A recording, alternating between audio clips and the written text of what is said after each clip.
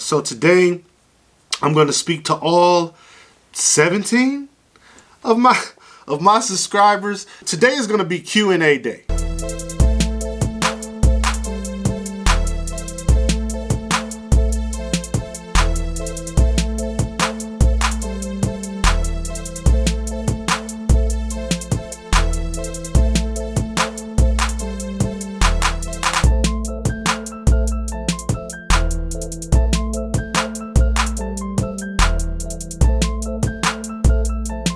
What's good, everybody? It's your boy Vincent M. Nash. Welcome to my page where I like to discuss all things entrepreneurship, real estate, and motivation. I am humbled that you have found me. And I just want to say thank you, first of all, to all 17 subscribers who have subscribed to my channel. Again, I am humbled. And I really just want to create quality content that is full of knowledge and inspiration, and that will help someone tap into an area or tap into a thought that will propel them on to greater heights. That's really the entire point. I've heard that you should put up content daily. I'm sorry. I just cannot put up content daily. I would if I could, but I do own a couple of other companies. I'm the owner of Nash Transportation. I have 12 employees that I have to manage, and I also have a real estate company, Vincent Nash Real Estate, and then I have my family. I have a 2-year-old and I have a 6-year-old. So anyone who's a parent knows that in and of itself takes up a lot of time. What I end up having to do is to compartmentalize or these various projects. There's just no absolute way that I could post every single day. I just cannot post every single day. I hope that you truly understand that. Today we are doing Q&A with Mr. Vincent M. Nash. Please like and subscribe to my channel. Hit the red subscribe button. I'm sorry, I'm trying to take a drink of water.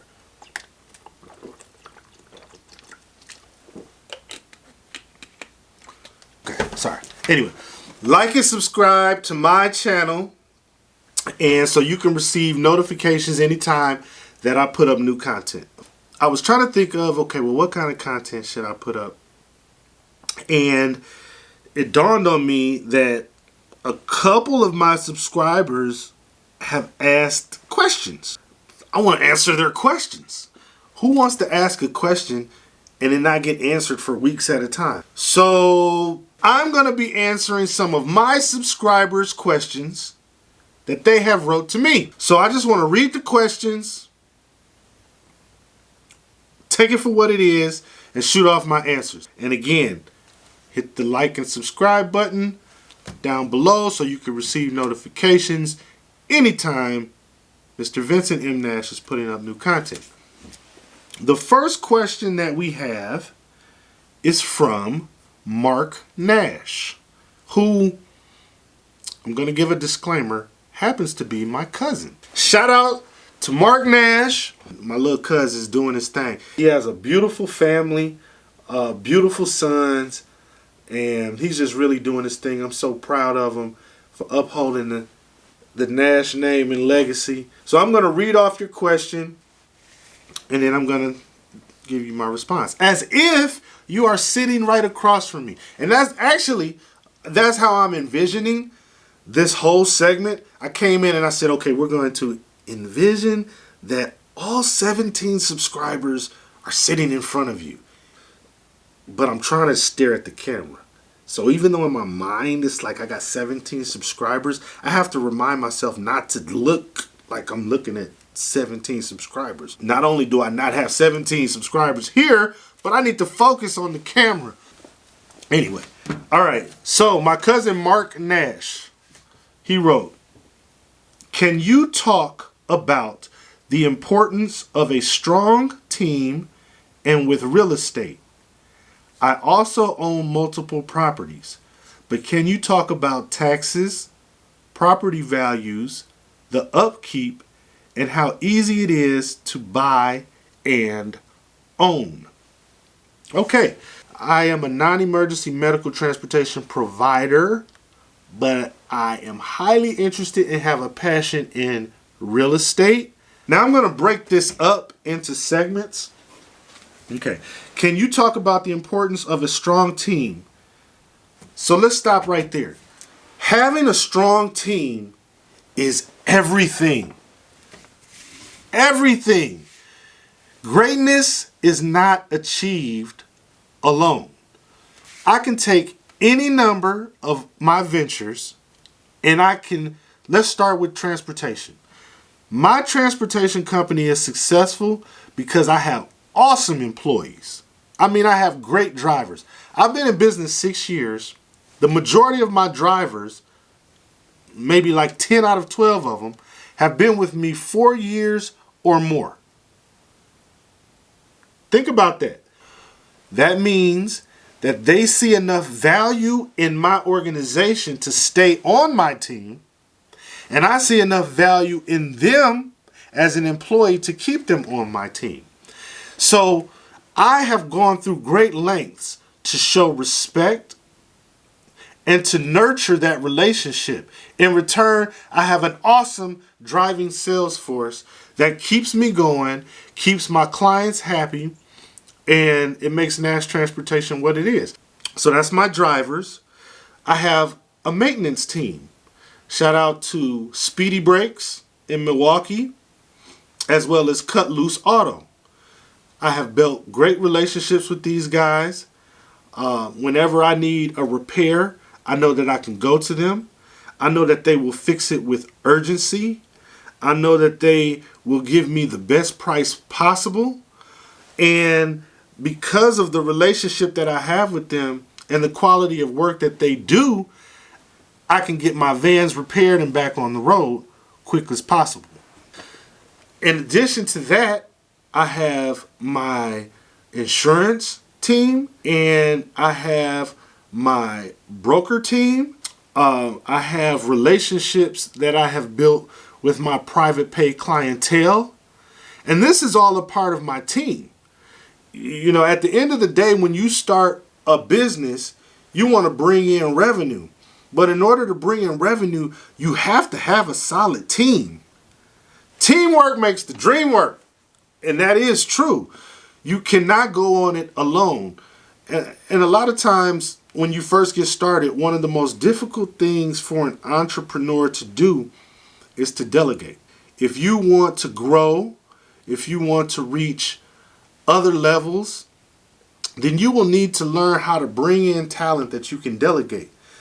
So you've got to have a team. You've got to have a team. You cannot do anything alone. The world has shown us that in order to accomplish greatness, you must have a great team on your side. When I transition from transportation, I can talk about real estate. Just as I said, I have a project that I'm working on. I need to call 3,000 properties.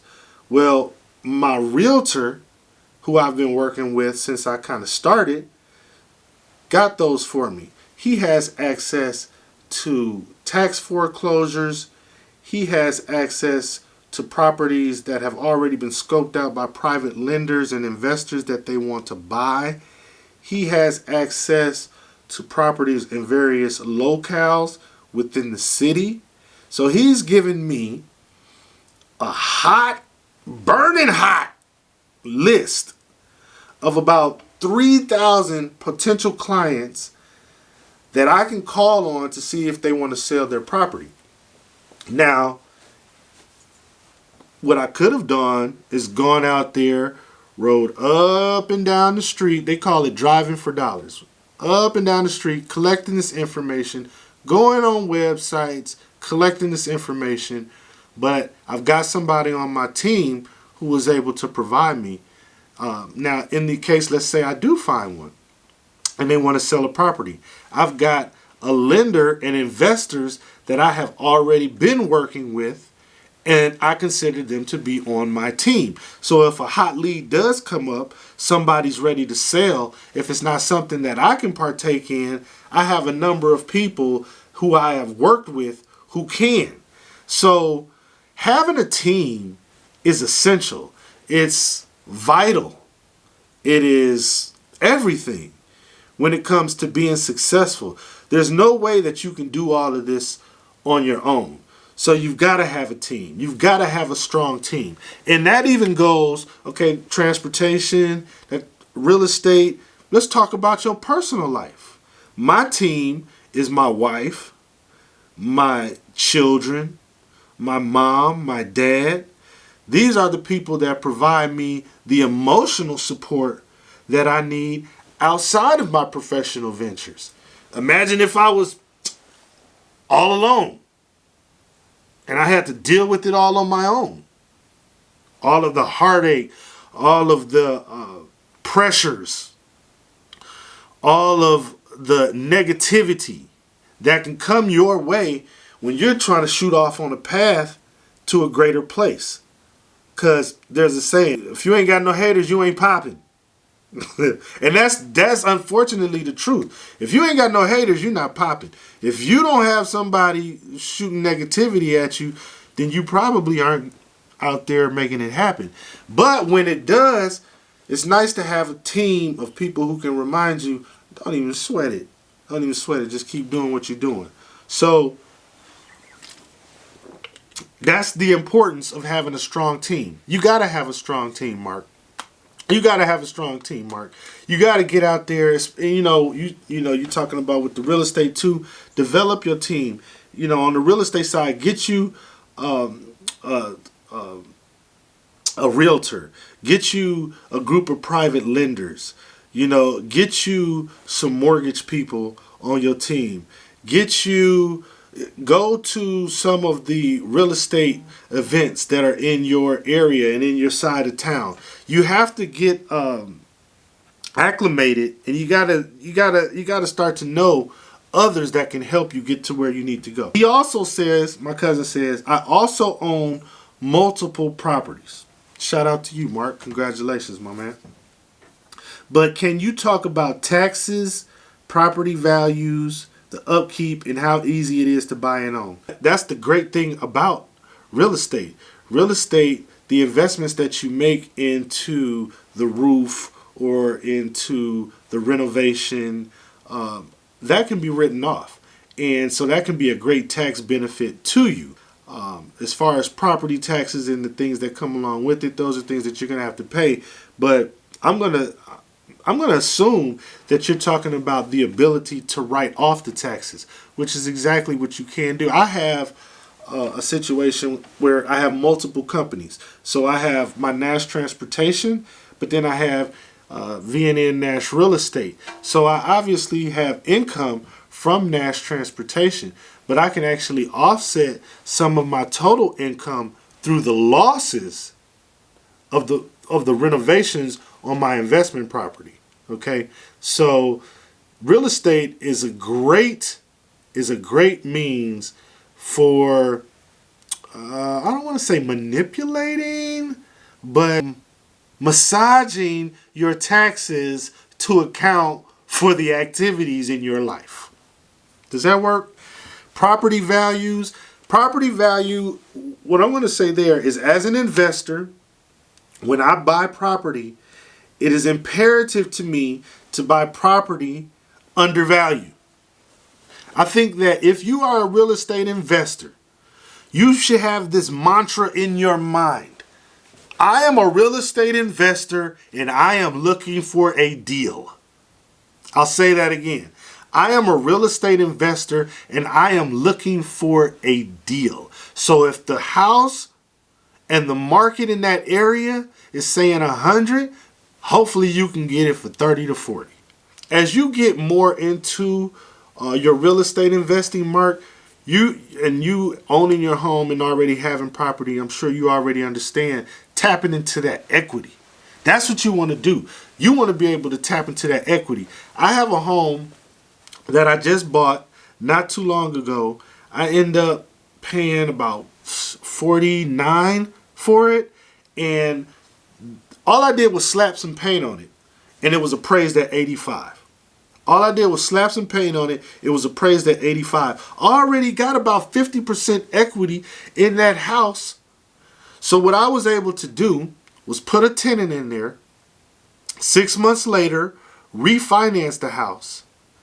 At the refi closing, they gave me a check, because at the refi you get 75% loan to value ratio. But I had paid so little for it that there was still money left over. So I got money at the closing that I could then use towards either renovations or buying another property. And mind you, the loan itself is now being paid by a tenant. So by buying a property under value, I have now put myself in a position to get more money back to buy another property. And this is actually called the Bur Strategy. The Bur Strategy, remember that. It's called, Bur stands for buy, rehab, rent, refinance, repeat. I'm surprised I remembered that on the first take. Again, buy, rehab, rent, refinance, and repeat. So you buy the house under value, okay? You rehab it. In my case, I fixed a couple of windows, put some paint on there, rent it out. I put a tenant in there, refinanced, got some money for myself. Tenants paying the refinance loan. Get the money back, get some money out, and repeat. Buy another one. You can potentially do that, and over years, 5, 6, 7, 8, 9, 10 properties, and never pay a dime. So buying a property under value is key, so that once you do get it appraised, it's higher, and then you have equity. Equity is the name of the game. Equity is definitely the name of the game. And then talk about the upkeep. What I'm going to say with the upkeep, is in general, you want to make sure you take care of your home, make sure you take care of your real estate. The key is for the value to keep going up. You want the value in your home to go up. And historically, over the last 100 years or so, real estate has been on the incline. I mean, there are little dips and whatnot, just like the housing crisis back in like 2005, 2008. However, it has rebounded, and it always consistently does rebound. And that's why you really, when you talk about investing, you want to be, you can do a number of things. You can wholesale, you can flip, but buying and holding is where you create generational wealth. And that's because the asset will increase in value over time. And the last part of his question is, and how easy it is to buy and own. Well, I kind of just touched on that with the Bur Strategy, but it's very easy. I think that the asset of a home can simply be overbearing for some. The thought of going out and acquiring a home can seem monumental, but it's definitely doable. First of all, start thinking in terms of 5 to 10%. 5 to 10% is what you need to buy the home. So if the home is $100,000, you probably only need $5,000 to $10,000 to buy it. Okay. Also, when talking about investing, you've heard me mention private lenders. Now, there are professional private lenders out there. However, a private lender is anybody that can lend you the money who you know through your own private relationships. That can be a rich uncle. That can be a medium rich auntie. Anybody that you can find that is willing to work with you. Now, you have to be professional. You have to present them with value. What's the value proposition? What's in it for them? So, if you go to somebody and you say, hey, I need $10,000 to buy this home. but you know what? I give you 10% up front, which is $1,000, and then I give you 5% every month, $500, and then I'll pay you back that principal amount when I get done flipping and selling it. Now, if you're doing like a buy and flip, you got 6 months to do that. And you could potentially buy that home, flip that home, sell that home, pay back your lender, and never use any of your money. Okay? So there are lots of different ways, different methodologies. I talked about wholesaling. I'll give you just a brief synopsis of what wholesaling is, part of what I'm doing. So I might go out and find somebody who has a building or a home valued at $100,000. They don't want to fix it. They don't want to renovate it. There's nothing they want to do to it but get rid of it for $25,000. They don't owe anything on it. They're going to take that $25,000, move to the Cayman Islands, and start a bubblegum shrimp boat company. Okay? I take that $25,000. I say, okay, I got you. I got you. I go out. Remember, I got a team. I got a list of buyers, sellers, and I say, hey, I got a property here. Be upfront with them. I'm wholesaling it, but I can get it to you for $35,000. I can get it to you for $35,000. It's worth $100,000. You might have to put $20,000 of work in there, but you still, even after that, you're gonna have $55,000, $60,000. You're gonna have $40,000 worth of equity in it. He might take that. If he does, I get $10,000. Okay, so wholesaling is just another avenue. A lot of times when my real estate brothers and sisters, educators that are already out there, they use wholesaling to tell people in the community, my urban community, this is a way in which you can make money off real estate without putting money up front. It's connecting buyers and sellers. And that's the ultimate level of the game, creating relationships. Those that create the relationships create the wealth. And that's where the wealth lies. So, Mark, I hope that helps you with that question. And again, I thank you so much, man, for all of your service and everything that you're doing. And God bless your family.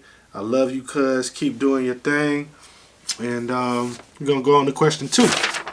Now, the second question that I have comes from Illis Tashi. What's going on, Illis Tashi? And Illis Tashi writes, can you talk more about companies and partners such as Logisticare and MTM? Also, more about compliance and regulations for credentialing. Okay.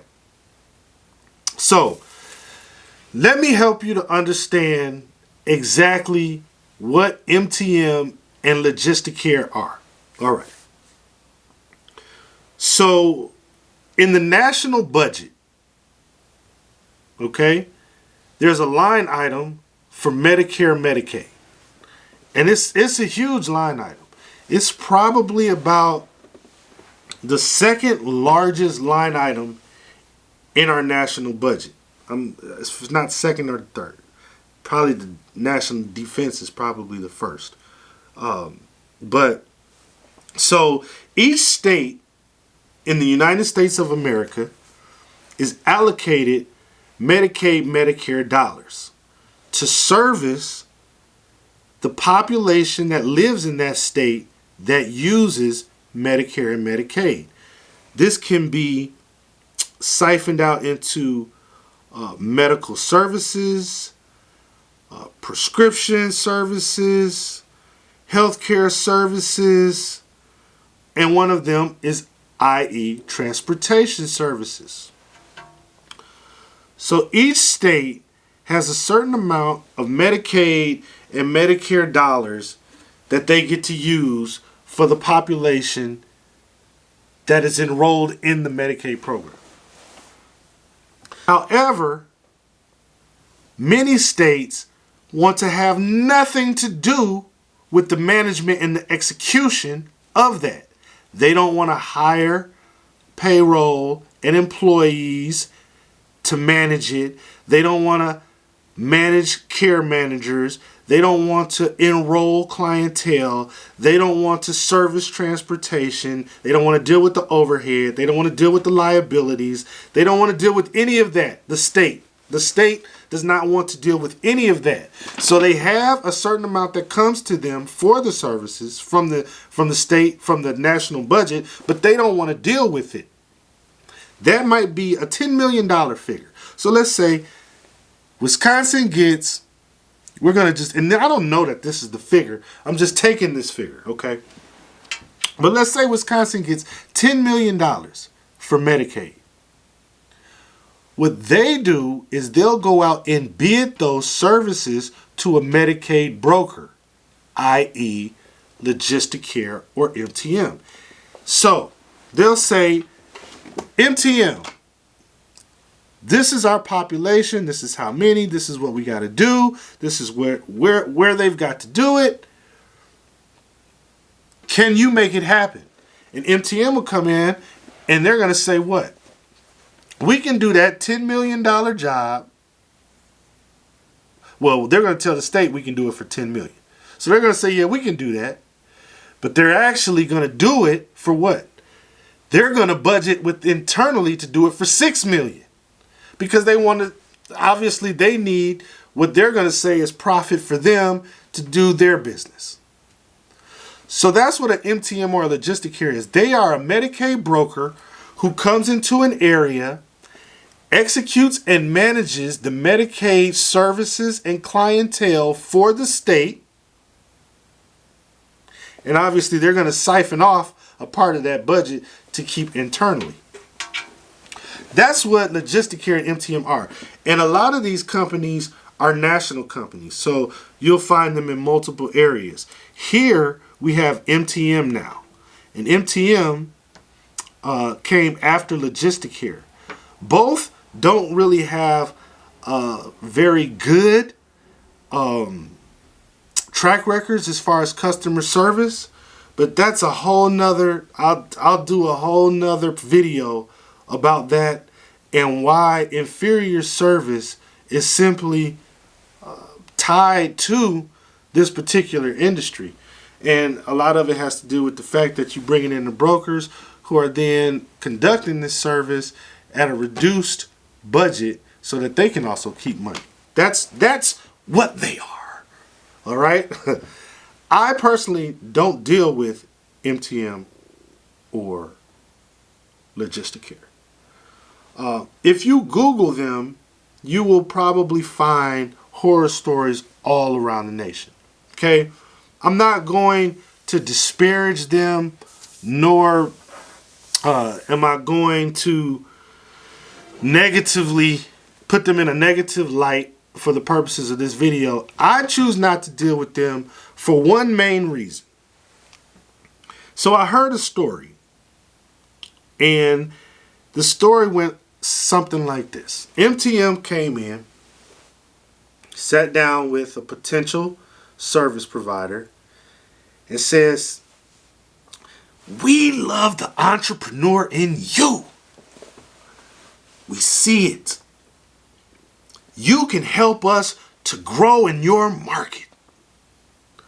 All you need to do is go get about 10 vans, and we'll set you up, give you all the clientele you need. You'll be on your way." People are like, "What? You got me like that? I just need to go out and invest in the equipment?" People have done that. Go $100,000, $200,000, $300,000 into debt. Only for MTM to come back at a later time and say, "Hey,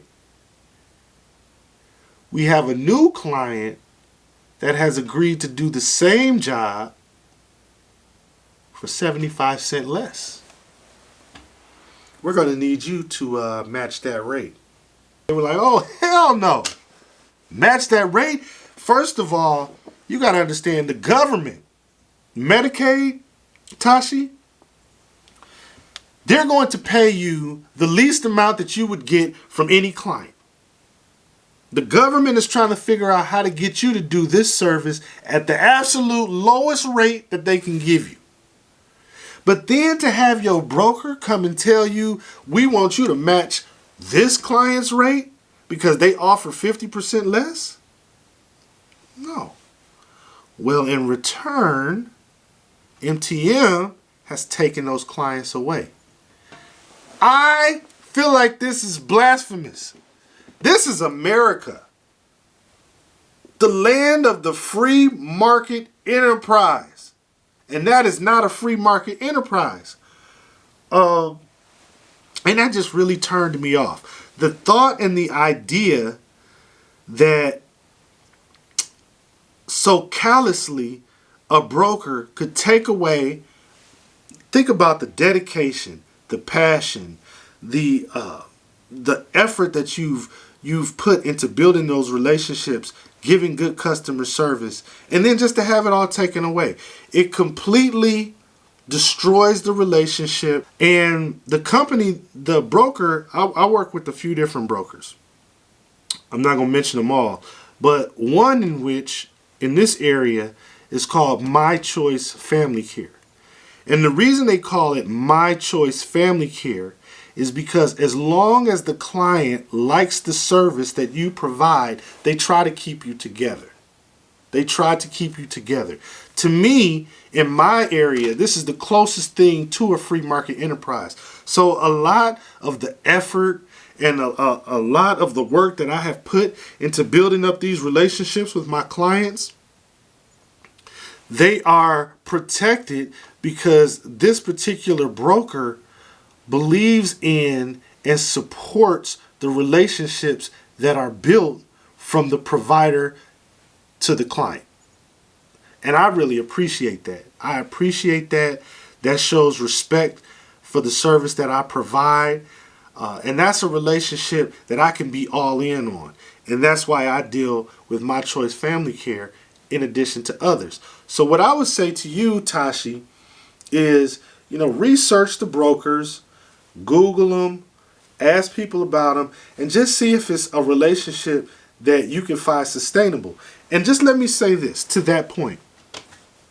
I always speak of using non-emergency medical transportation as a means to do other things, to grow, to get bigger, to diversify into real estate, or anything that you personally, Illis Tashi, are looking to get into. Maybe you're looking to get into photography. Use the revenue to buy the equipment for photography. Maybe you're looking to get into fitness. Use the revenue to buy the equipment that you need for fitness. Diversify and build and set up for your future, because this is, probably 20% of your clientele may be private pay, but a large part will be Medicaid, which is controlled by the government. So anything controlled by the government, hey, diversify and protect yourself. That's what I'm saying. Now, the second part to your question, Tashi, also, can you speak more about compliance and regulations for credentialing? So compliance, I spoke in my video before, just speaks to insurance. What I'm going to say as far as compliance and regulation, that can vary from county to county, city to city, state to state. Fortunately, in Milwaukee, licensing and credentialing is not as intensive as other places. You really need your commercial insurance, which can be very pricey. In my area, commercial insurance can run about $400 per vehicle per month. You got that? Do the math on that. So if you take 10 vehicles, you're talking about close to $4,000 a month that you are paying out in insurance. But you need to have it. It's a very litigious environment. Just to give you a quick story, probably the second year I was in service, one of my drivers got into an accident, and at the end of it all, they ended up paying out $60,000 to this client for once all of the care and reimbursements were taken into place. So if I did not have insurance, I would have been responsible for a $60,000 bill. And that in and of itself could have took me out of business. But that's why it's important to have your insurance. You want to make sure you have your workers' comp insurance. You want to, beyond that, each individual broker will have their own contracting and their own set of requirements that, you'll have to work with them individually. But just in general, you want to be compliant. I'm not one of the ones that's going to teach you how to cut corners, scheme. I'm not going to do that. I'm all about, doing it the right way, giving it your all, hard work, and the results will follow. That's what you're going to get from me. Because if you are not in compliance, Tashi, you could potentially lose it all. And I know a guy right now, man, he's a straight schemer, a straight scammer out there trying to do this business. But the guy is in so much debt from being sued. There are brokers that have busted him for fraud, looking to recoup dollars that they have already paid off. And that will happen if you are caught to not be compliant. They can go back and try to recoup those funds that they had given you, in addition to somebody suing you. So just do it the right way. Be in compliance. Otherwise, you might as well just forget the whole entrepreneur route. Just get a job. It's safer. She actually wrote 2 questions. So let's see what the next one says. All right. She says, Illis Tashi, powerful testimony. You definitely relit a fire within me to get back into this industry. Please keep the videos coming.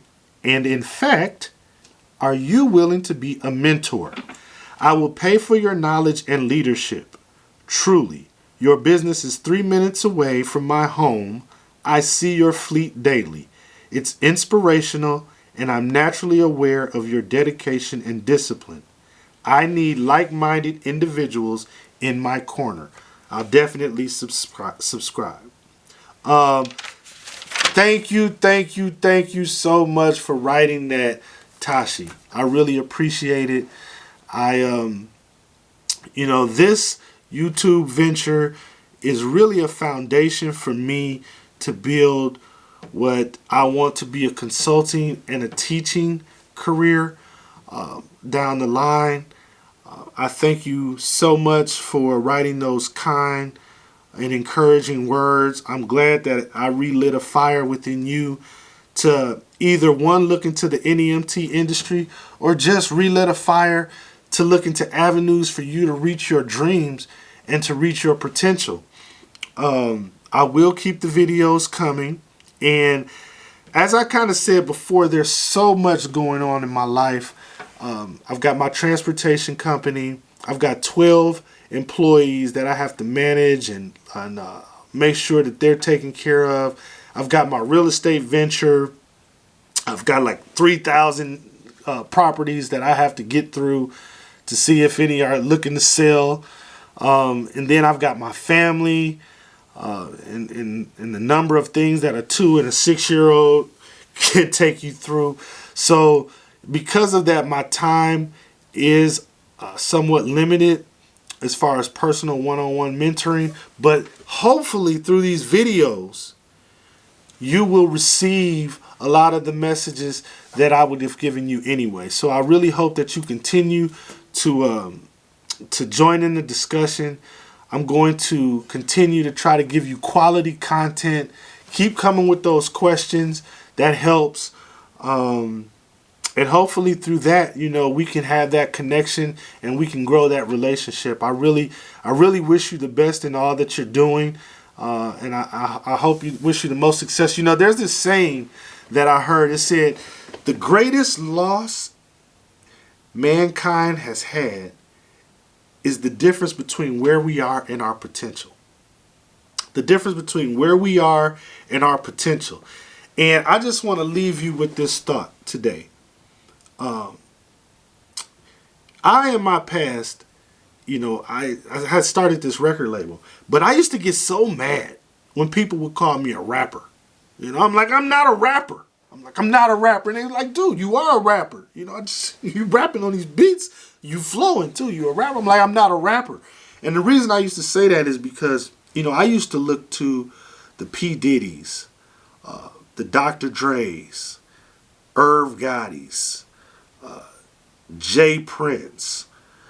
I looked to all of the CEOs of the record labels, and the reason why was because I admired how they went into this market and built up a company, built up a movement that changed their lives and changed their families' lives. And it dawned on me shortly before I kind of got into real estate, as I was making my transition, that even if I change course of direction and I get into like non-emergency medical transportation or real estate and just kind of fade out from that music scene, the dream remains the same. The vehicle for getting to that dream is what has changed. The dream has remained the same.